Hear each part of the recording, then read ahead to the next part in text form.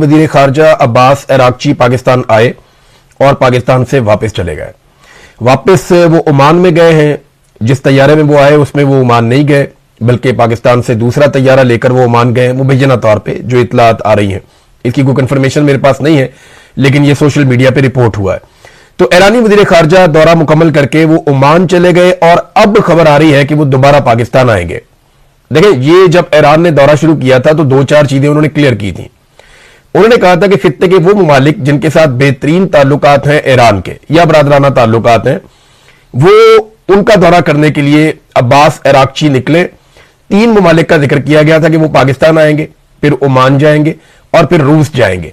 इन तीनों मुल्कों से चाहे दिफाई नुक्ता नजर है, चाहे इलाकाई मामलात हैं, ईरान के बड़े अच्छे ताल्लुकात हैं। और पाकिस्तान के हवाले से तो इस वक्त इंपॉर्टेंस इसलिए बढ़ी हुई है कि मौजूदा अमरीकी हुकूमत पाकिस्तानी हुकूमत पर इन्हिसार कर रही है अपनी फेस सेविंग के लिए। तो ये ईरान के लिए भी एक मौका है कनेक्टिविटी का। तो पाकिस्तान अब दोबारा आएंगे।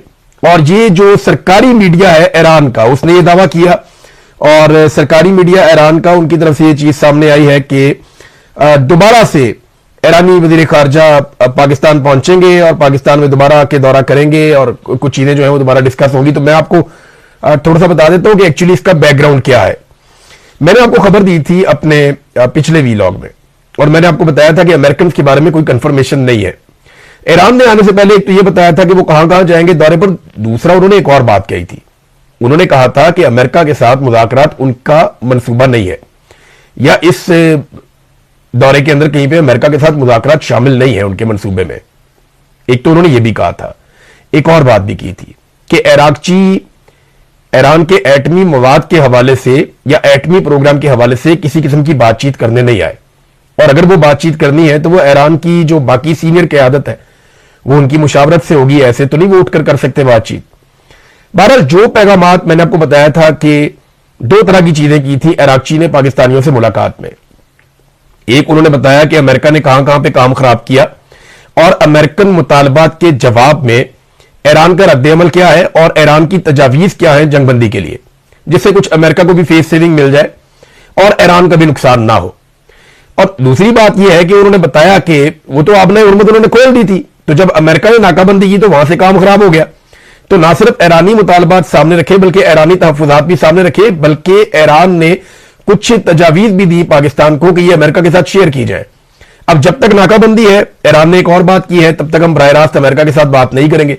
तो बिलवास्ता एक चैनल पाकिस्तान का है जो खुला हुआ, बड़ी अच्छी बात है। और पाकिस्तान के दौरे को बड़ा मुस्बत दौरा भी करार दिया अरागची ने, जो पाकिस्तान के लिए भी अच्छी बात है। अब पाकिस्तान ने अमेरिका को सारी कहानी सुना दी, और डोनाल्ड ट्रंप ने, जो 2 लोग आ रहे थे पाकिस्तान में, जेरेड कुशनर और स्टीव विटकॉफ, इन दोनों का पाकिस्तान में जो इनकी आमद है वो कैंसिल कर दी डोनाल्ड ट्रंप ने अलग अलग तरह के स्टेटमेंट दिए। मैं आपके सामने कुछ चीजें रखता हूं जो बातें डोनाल्ड ट्रंप ने की हैं। सबसे पहले तो डोनाल्ड ट्रंप ने कहा, जनाब बहुत टाइम लग जाता है, बहुत पैसा लग जाता है ये इतनी दूर जाने में, और हमारी जो मुलाकात हो रही है वो भी कोई ईरानी की आदत से हमारी बातचीत या उनकी क़यादत से मुलाकात नहीं हो रही। हमारी जो बातचीत हो रही है वो अरागची को वो समझते हैं कि ये एक ओहदेदार जरूर है, लेकिन ये ईरानी की आदत नहीं है। वो ईरानी सदर को मानते हैं, या कालीबाफ आए थे या कुछ तगड़ा वफद आए।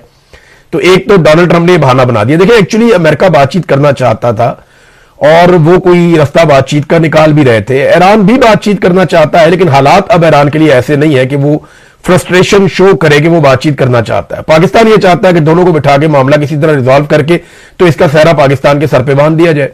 और ये कोई भी मुल्क होगा वो यही चाहेगा, ऐसा ही चाहेगा। खासतौर पर ऐसी पॉलिटिकल क़यादत जिनकी अपने मुल्क में मट्टी पलीत हुई हो, ऐसा रिजीम जो पाकिस्तान के अंदर कोई उनकी शक्ल ना देखना चाहता हो। ये लोग चाहेंगे कि चलो पाकिस्तान में तो इज्जत नहीं है, बाहर कहीं ना कहीं हमें कोई इज्जत मिल जाए। बहरहाल, डोनाल्ड ट्रंप ने कहा, जी इसमें बहुत टाइम जाया हो जाता है, बहुत पैसा जाया हो जाता है, 15-15 घंटे आने जाने में लग जाते हैं।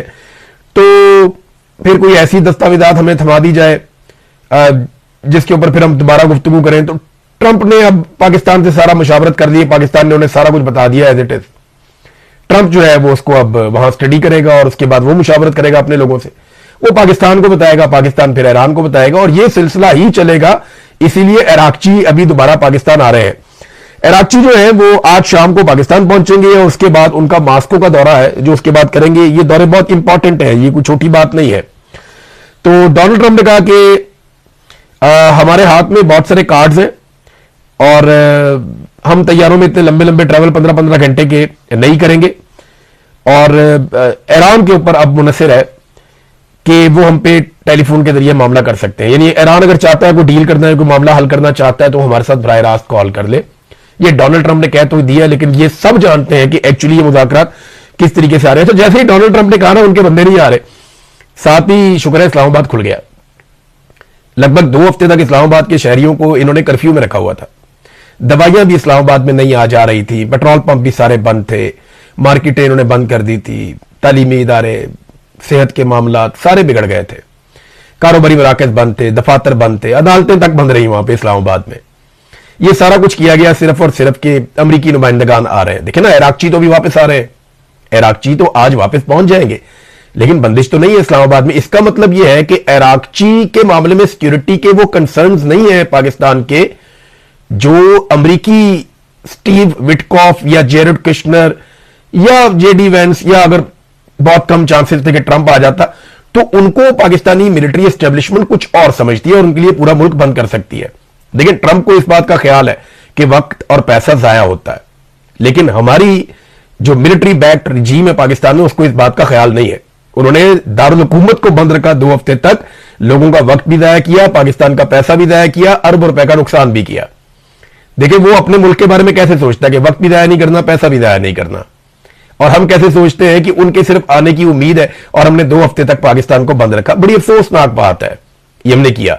फिर आपको याद होगा पाकिस्तान की ISPR ने, फील्ड मार्शल ने ये स्टेटमेंट दिए हुए हैं कि एक पाकिस्तानी की जान 1000 अफगानियों से कीमती है। क्या अमेरिकन से कीमती नहीं है? यानी एक अमेरिकन की जान बचाने के लिए, और कोई इतना बड़ा खतरा इस्लामाबाद है, दारुल हुकूमत है, आप सिक्योरिटी बढ़ा सकते हैं, लेकिन जिस तरह के इकदाम किए गए, क्या किसी और के लिए ऐसे इकदाम किए जाते हैं? इराकची के लिए तो नहीं किए जा रहे जो इकदाम डोनाल्ड ट्रंप के दामाद के लिए किए जा रहे। तो ये पाकिस्तानियों को ना ये मोहब्बत का चूरन बेचा जाता है कि जनाब आप बड़े कीमती हैं, आप बड़े शानदार हैं, अच्छे कीमती हैं, उनका मैंडेट ही चोरी कर लिया आपने। पाकिस्तानियों ने वोट किसी और को डाला, आपने डब्बे में से कुछ और निकाल के हाथ में पकड़ा दिया। तो पाकिस्तानियों की सबसे बड़ी तौहीन तो आपने की है। आपके लिए पाकिस्तानी कहां पे मोतबर और मोहतरम हुए? पाकिस्तानियों से तो शदीद नफरत की गई है और हमें दिखाई भी दे रही है। बहरहाल चलो अच्छा ये हुआ कि इस्लामाबाद खुल गया है। शहबाज शरीफ ने ईरानी सदर से राब्ता किया और उसके बाद यह खबर आई है कि जो इराकची हैं वो वापस पाकिस्तान फौरी तौर पे आएंगे। ईरानी सदर के साथ शहबाज शरीफ की बातचीत क्या हुई, ये ना पाकिस्तानी कोई सोर्स अभी तक खबर बाहर निकाल सका, ना ये ईरान में से बाहर आई है। ज्यादा उम्मीद यह है कि ईरानी मीडिया कुछ ना कुछ इसके बारे में बताएगा, क्योंकि पाकिस्तान में चीजों को छुपाने का रुझान ज्यादा है, मीडिया से थोड़ा सा ये अवॉइड ही करते हैं। और जो खबर पाकिस्तान में मीडिया को फीड की जाती है वो ISPR के जरिए से की जाती है, या पाकिस्तान के मिलिट्री सोर्सेज है, इंटेलिजेंस एजेंसियों के, वो वहां से कोई ना कोई खबर वो लीक करते हैं, लेकिन उसमें एजेंडा शामिल होता है, जिसकी वजह से सहाफियों को भी बाद औक़ात शर्मिंदगी का सामना करना पड़ता है। पहले तो फिर भी कोई क्राइटेरिया था, कोई तरीकाकार था, आगे से सवाल जवाब हो जाते थे। अब तो एक मैसेज भेज दिया जाता है, वो मैसेज एज इट इज जो है वो पाकिस्तानी छाप देते हैं, और ये पाकिस्तानी सहाफत की एक बदकिस्मती भी है। डोनाल्ड ट्रंप ने चंद दिन पहले एक सहाफी को मशवरा दिया था कि तुम अभी रुको वहां पे पाकिस्तान में, मैं अगर तुम्हारी जगह होता तो मैं रुक जाता। 2 दिन का उन्होंने कहा था कि रुको, वहां पे कोई डेवलपमेंट होने वाली है, तो मैं जरूर वहां पे रुकता। तो वो सहाफी पाकिस्तान में रुक गए। अमेरिकन सहाफी वापस नहीं जा रहे थे, उन्हें लगता था कोई बहुत बड़ी डेवलपमेंट होने वाली है पाकिस्तान में। लेकिन फिर डोनाल्ड ट्रंप से जब उन्होंने बार बार शायद ये बात कहा, तो अब एक मैसेज उनका, डोनाल्ड ट्रंप का एक मैसेज जो है वो वायरल हो रहा है, जिसमें एक सहाफी के हवाले से यह दावा किया जा रहा है कि ये उनका स्क्रीनशॉट है, जिसमें डोनाल्ड ट्रंप ने यह कहा उस सहाफी को कि कम हो, कि पाकिस्तान वापस आ जाओ, उन तान होते कोई खबर नहीं मिलनी। मेरे ख्याल में अब ये सारा मामला ऑनलाइन चलेगा। अमेरिका अपनी बहुत ताकत बढ़ा चुका है। मैं आपको एक खबर पढ़ के सुनाता हूं, और ये एक एजेंसी है जिसका नाम है स्प्रिंटर प्रेस एजेंसी। इन्होंने एक वीडियो जारी की है, और ये वीडियो बिन गोरियान एयरपोर्ट की है, एयरबेस है वहां पे इसराइल के अंदर, और उसकी वीडियो है। उसमें वो ये कह रहे हैं कि अनप्रेसिडेंटेड है जिस तरीके से फिजाई कुव्वत को यहां पे जमा किया गया। वीडियो में अगर आप देखें तो हर तरफ तैयारे ही तैयारे खड़े, जंगी तैयारों की भरमार हो गई है, ना सिर्फ इसराइल में बल्कि खलीजी ममालिक में भी। और खलीजी ममालिक के अलावा जो अमेरिकन बैरी बेड़े खड़े हैं ना समुद्र के अंदर, उन पे भी एक एक बेड़े के ऊपर 70-70 जंगी तैयारे होते हैं। तो ये कितनी बड़ी ताकत अमेरिका ने इस रीजन में इकट्ठी कर ली है। सैकड़ों की तादाद में सिर्फ जंगी लड़ाका तैयारे हैं। तो एक फुल फ्लैज जंग की तैयारी भी है, ये भी हमें अपने ध्यान में रखना चाहिए। ये अमेरिका करता है नहीं करता, डोनाल्ड ट्रंप को बहुत बड़ी फेस सेविंग चाहिए। या तो फेस सेविंग पाकिस्तान लेकर दे, ईरान हार तस्लीम करे, अदरवाइज डोनाल्ड ट्रंप को बहुत बड़ी लड़ाई में कूदने का खतरा लेना पड़ेगा। क्योंकि देखें, अगर वो नहीं लड़ता तो उसके पास और क्या है, वहां पे एप्स्टीन फाइल उसके गले पड़ी हुई है। अमेरिकन की अक्सरियत कह रही है कि डोनाल्ड ट्रंप का मुवाखजा किया जाए, यूरोप उसके खिलाफ हो गया है। तो अब ट्रंप को कुछ ना कुछ बड़ा करके दिखाना पड़ेगा। वो कह रहे जी कि जब जंग शुरू हुई थी तो उस वक्त भी इतनी बड़ी मिकदार में अमेरिका ने यहां पे हथियार और एयरक्राफ्ट नहीं पहुंचाए थे जितनी बड़ी मिकदार में अब पहुंच गए हैं। और अमेरिका अपनी फोर्स को बिल्डअप कर रहा है यहां पे बहुत तेजी से रीजन में। आप क्या समझते हैं कि ये सारा कुछ जो है वो अमन के लिए हो रहा है? ये सवाल पूछा है स्प्रिंटर प्रेस एजेंसी ने, और उसका जवाब उन्होंने दिया है कि ऑफ कोर्स नॉट। यानी उन्हें ऐसा नहीं लगता कि ये सब कुछ अमन के लिए हो रहा है, ये सारे हथियार लड़ाई के लिए जमा किए जा रहे हैं। नाज़रीन देखें, ट्रंप का एक ट्वीट आया और पाकिस्तानी गवर्नमेंट ने जो है वो इस्लामाबाद खोल दिया। अंदाजा करें आप। और ये लोग आज तक डिनाई करते रहे हैं कि अमेरिकन साइफर के ऊपर इन्होंने किसी किस्म की कोई एक्टिविटी नहीं की या मिलिट्री एस्टेब्लिशमेंट को कोई भार नहीं था। हम सारे जानते हैं कि जो साइफर की जबान थी वो बहुत ही डिप्लोमेटिक नहीं थी, बड़ी बदतमीजी वाली जबान थी। और वो एक हुक्म था कि इमरान खान का रिजीम तब्दील कर दिया जाए पाकिस्तान में। और वो जनरल बाजवा की ईमा के ऊपर या उनके प्रोपेगेंडे के साथ था। उन्होंने बहुत लॉबिंग की थी इस बारे में, क्योंकि उन्हें एक्सटेंशन चाहिए थी जनरल बाजवा को। बहरहाल जनरल बाजवा को एक्सटेंशन तो नहीं मिली, लेकिन आसिम मुनीर को हालात ऐसे बदले कि आसिम मुनीर को ना सिर्फ एक्सटेंशन मिल गई बल्कि 5 साल की मुद्दत मुलाजमत भी मिल गई और ताहयात इस्तिस्ना भी आसिम मुनीर साहब ने ले ली। अब नाज़रीन, कई लोगों ने यह दावा किया है, बल्कि चाइना ने और रशिया ने बाकायदा जंग के आगाज में यह बात की भी थी और अमेरिकन लिखारी भी इसको लिख रहे हैं। एक अमेरिकी राइटर, मैं उनको भी पढ़ रहा था, बेन रॉड्स, उन्होंने भी यह स्टेटमेंट दिया है। और मैं उनकी तहरीर देख रहा था कि ईरान ने खुद से ही अपने ऊपर जौहरी हथियार बनाने पर पाबंदी लगा रखी थी।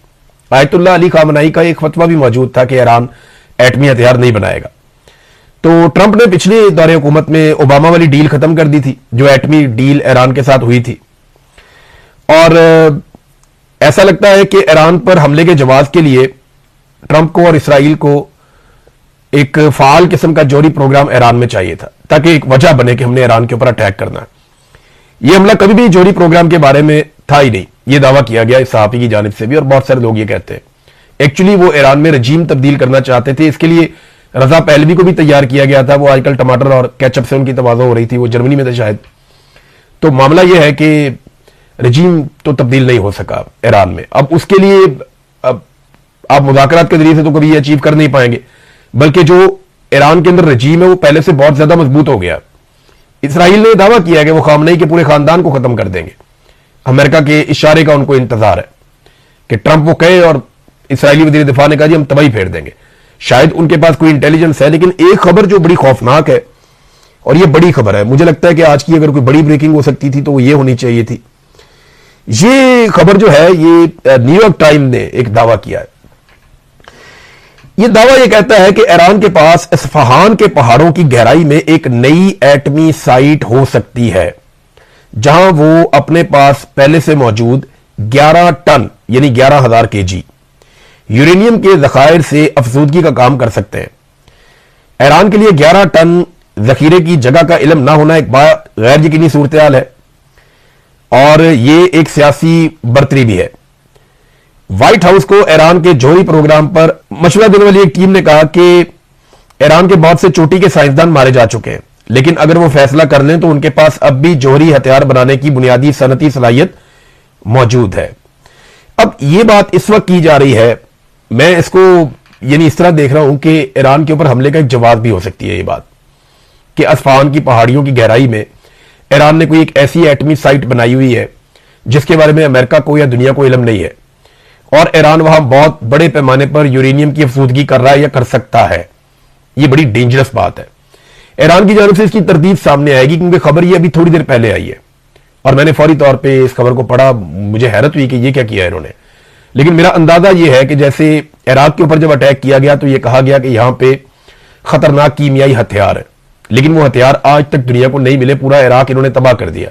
लगभग 2 मिलियन के करीब लोग वहां पे, कुछ इतलात के मुताबिक, कुछ के मुताबिक 1 मिलियन से जायद, कुछ के मुताबिक 2 मिलियन से जायद लोग वहां पे जाम बहक हो गए इराक में। लेकिन आज तक वो हथियार नहीं मिले जिनके जवाब पर वो हमला किया गया था। तो अब ईरान के ऊपर हमले का अगर जवाब बनाया जा रहा है तो ये एक चीज हो सकती है। लेकिन ईरान की जानिब से पता चलेगा। अभी ईरान के अंदर से ये भी एक दावा सामने आया, उनके डिप्टी स्पीकर जो है वो ये कह रहे थे कि हमारे पास तो 400 केजी यूरेनियम थी, अमेरिका 450 केजी यूरेनियम का मुतालबा कर रहा है, ये बाकी की 50 केजी हमने कहां से लेकर आनी है? जो रिकॉर्ड के मुताबिक हमारे पास थी वो तो सिर्फ 400 केजी थी। अब लेकिन अमेरिका का मुतालबा है, जब ये बैठेंगे तो कोई ना कोई हल तो निकलेगा मामले का। नाज़रीन, अमेरिका में एक बहुत इंपॉर्टेंट वाकया पेश आया। ये व्हाइट हाउस में प्रोग्राम नहीं हो रहा था, ये प्रोग्राम हो रहा था वॉशिंगटन में हिल्टन होटल में, और ये व्हाइट हाउस कॉरेस्पॉन्डेंट्स का एक डिनर था जो हुआ करता है। और ये सालाना डिनर के अंदर डोनाल्ड ट्रंप मौजूद थे और वो तमाम सहाफी या इदारे सहाफती वो सारे वहां पे मौजूद थे। बहुत बड़ी तादाद में लोग, लगभग हजारों की तादाद में लोग वहां पे हिल्टन होटल में बंदोबस्त किया गया था। इस तकरीब में गोली चल गई। वाकया जिस तरीके से हुआ मैं उसी तरीके से आपको रिपोर्ट कर देता हूं, क्योंकि अभी थोड़ी देर पहले ये वाकया हुआ। तो इसमें सबसे पहले डोनाल्ड ट्रंप स्टेज पे बैठे हुए दिखाई दे रहे हैं, और डोनाल्ड ट्रंप ने मीडिया से बाद में व्हाइट हाउस में आने के बाद बात भी की है। और इसके अलावा डोनाल्ड ट्रंप ने अपने ट्रुथ सोशल के ऊपर इसके बारे में कुछ पोस्ट भी की है। तो एक्चुअली डोनाल्ड ट्रंप बैठे हैं, एक शख्स आता है, वो आकर उनसे बात करता है, उनको एक पर्ची दिखाता है, और वो रूटीन की बातें कर रहे हैं कि अचानक से 6 गोलियां चलती है। जो वीडियो में नजर आ रहा है ऐसा लगता है गोली काफी दूर से चली है, क्योंकि कैमरामैन डोनाल्ड ट्रंप से ज्यादा दूर नहीं था जो अपने मोबाइल से फिल्म बना रहा था, जबकि गोली की आवाज काफी दूर से आई थी। 6 गोलियां चलती हैं, और डोनाल्ड ट्रंप ने बाद में बताया कि उसको ऐसा लगा जैसे कोई ट्रे गिरी है, बहुत जोरदार तरीके से। तकरीबात में बाद कोई ट्रे गिर जाती है, बर्तन गिर जाते हैं तो बड़ी गंदी आवाज आती है। तो उसको लगा कि शायद ये हुआ, लेकिन थोड़ी देर में डोनाल्ड ट्रंप की सिक्योरिटी पहुंच जाती है। अब एक आदमी गिरफ्तार हुआ है वॉशिंगटन हिल्टन होटल से। पहले इतला मिली कि एक आदमी मारा गया है, लेकिन बाद में पता चला कि एक बंदा गिरफ्तार हो गया है। उसके बारे में कुछ ज्यादा इतलात नहीं दी गई, अभी इन्वेस्टिगेट किया जाएगा। हो सकता है नेक्स्ट वीलॉग में या उसके बाद मैं आपको बताने के काबिल हो जाऊं कि एक्चुअली ये कौन आदमी था, इसके बारे में क्या इतलात आई है। लेकिन अब तक की जो इंफॉर्मेशन है, एक बंदा गिरफ्तार हो गया, और इस बंदे ने गिरफ्तार होने से पहले एक पुलिस वाले पे गोली चलाई, बहुत क्लोज रेंज से। सीक्रेट सर्विस का एक आदमी था, और बुलेट प्रूफ जैकेट होने की वजह से वो बच गया, लेकिन जख्मी हुआ है। और एक बंदा गिरफ्तार हो गया है, बाकी तहकीकात इसकी जारी है। इस आदमी का बैकग्राउंड चेक किया जा रहा है। काश पटेल जो है उन्होंने भी बात की है, जो लॉ एनफोर्समेंट है उन्होंने भी बात की डोनाल्ड ट्रंप के साथ खड़े होकर। व्हाइट हाउस में आने के बाद डोनाल्ड ट्रंप ने मीडिया से बातचीत की, उन्होंने कहा तकरीब हम दोबारा कर लेंगे, और 1 महीने के अंदर अंदर दोबारा हम सब इकट्ठे होंगे और इस तकरीब को करेंगे। ये एक बहुत बड़ा सिक्योरिटी ब्रीच है, क्योंकि बहुत सारी लेयर्स होती हैं डोनाल्ड ट्रंप की सिक्योरिटी की या अमेरिकी सदर की सिक्योरिटी की। वहां पे हथियारों का इतना करीब पहुंच जाना कि डोनाल्ड ट्रंप जहां बैठा है वहां पे शदीद आवाज आई फायरिंग की, वो कि बहुत करीब नहीं था, लेकिन कम से कम वो सिक्योरिटी के कुछ लेयर्स क्रॉस करके आगे आ गया था। अब इस वाकये के ऊपर अभी कुछ नहीं कहा जा सकता, लेकिन एक इंसिडेंट हुआ है। डोनाल्ड ट्रंप को फौरी तौर पे वहां से हटाया गया, रेस्क्यू किया गया, लटाया गया। मैंने सेकंड गिने जब डोनाल्ड ट्रंप तो बार बार कह रहे हैं कि जरा शानदार काम किया गया, सिक्योरिटी फोर्सेस ने बड़ा जबरदस्त किया, मुझे बहुत तेजी से रेस्क्यू किया, बड़ा क्विक रिस्पॉन्स था। लेकिन ये क्विक रिस्पॉन्स मेरी नजर में नहीं था, क्योंकि इससे पहले हमने बहुत सारे ऐसे मनाजिर देखे हैं। मुझे लगता है डोनाल्ड ट्रंप पे जब पेंसिल्वेनिया में गोली चली थी आज से 2 साल पहले, वहां पे जो रिस्पॉन्स था वो ज्यादा क्विक था। यहां पे गोली चलने के बाद जो पहला आदमी डोनाल्ड ट्रंप तक पहुंचा वो 8 सेकंड लगे, और फिर 12 सेकंड के बाद एक बंदा पीछे से पहुंचा, और 20 सेकंड के बाद डोनाल्ड ट्रंप को उसकी सीट से उठाकर पीछे नीचे कर दिया गया। ये बहुत टाइम होता है, और इस किस्म के ऑपरेशन में और रेस्क्यू में 2-4-5 सेकंड भी बहुत होते हैं।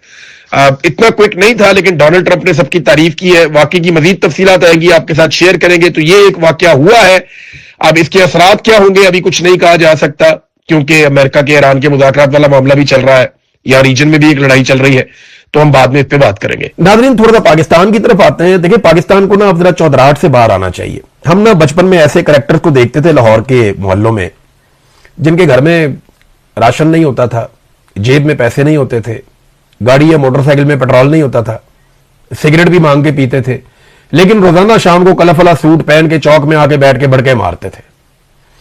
तो पाकिस्तान को ना ये वाला किरदार नहीं करना चाहिए।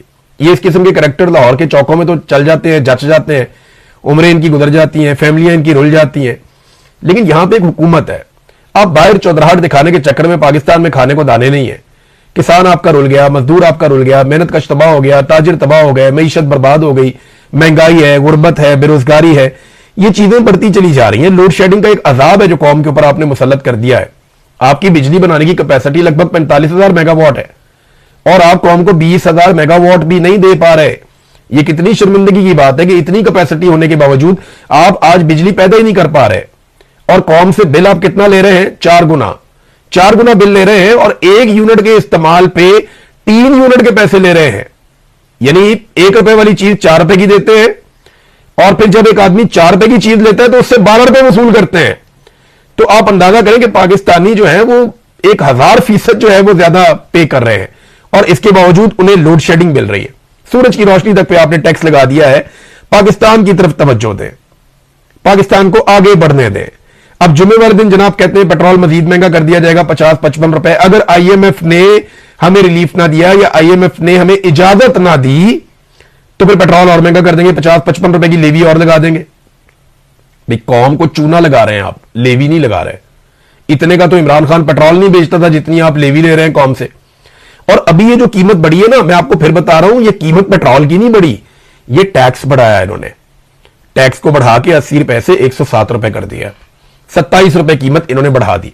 अभी ये पेट्रोल को और डीजल को मजीद महंगा करेंगे, ये दावा किया जा रहा है और ये वफाकी वजीर कर रहे हैं, कोई और नहीं कर रहा। वफाकी वजीर ने बैठ के, फेडरल गवर्नमेंट का हिस्सा है, उन्होंने बैठकर नेशनल टीवी के ऊपर यह बात की है। ये अली मलिक साहब ने, उन्होंने नेशनल टीवी पे बैठ के ये बात की है कि जनाब हमें जुमे वाले दिन अगर आईएमएफ नहीं मानता या हमारी दरखास्त रद्द करता है तो हमें मजीद पेट्रोल की कीमत बढ़ानी पड़ जाएगी, 50 रुपए या 55 रुपए और टैक्स लगाना पड़ जाएगा। मैंने आपको पहले बताया कि कोई भी हुकूमत जब उनके पास कोई माशी मंसूबा नहीं होता, जब उनके पास कैपेसिटी और कैपेबिलिटी नहीं होती कि वो मुल्क को चला सके, तो फिर उन्हें भारी टैक्स लगाने पड़ते हैं, कर्जे लेने पड़ते हैं। बिजली, गैस, पेट्रोल, ये चीजें और अशियाए जरूरत जो लोगों ने इस्तेमाल करनी है उनको महंगा करना पड़ता है। और जो ऐसे टैक्सेस जो बेचारे तनख्वाहदार तबके के ऊपर लगते हैं वो लगाए जाते हैं ताकि लोगों को नचोड़ के किसी तरह से खसारे को काबू किया जा सके। लेकिन खसारा इनसे अभी तक काबू नहीं हो रहा, अभी तक काबू नहीं हो रहा। इन्होंने सिर्फ अपोजिशन को काबू करना सीखा है, इन्होंने सिर्फ मुखालिफ आवाजों को कुचलना सीखा है, लोगों को मारना, उनके साथ जुल्म करना, उनके साथ जबर करना सीखा है। मुल्क नहीं इनसे चलेगा, ना इनसे कल मुल्क चला, ना इनसे आज मुल्क चल रहा है, ना इनसे आने वाले कल में मुल्क चलेगा। पाकिस्तानी अवाम के लिए सबसे बेहतर पता क्या है? वो फौरी तौर पे पाकिस्तान की मिलिट्री एस्टेब्लिशमेंट के हुकूमती फार्मूलों से जान छुड़ा ले और मिलिट्री एस्टेब्लिशमेंट के आगे हाथ जोड़ के या उनको हाथ से पकड़ के वापस बैरकों में छोड़ के कि खुदा का वास्ता मुल्क को सिविलियंस को चलाने दीजिए, जैसा कायदे आजम मोहम्मद अली जिन्ना ने कहा था। अब तक के लिए इतना ही। अपना ख्याल रखिएगा, अपने इस चैनल का भी। अल्लाह हाफिज।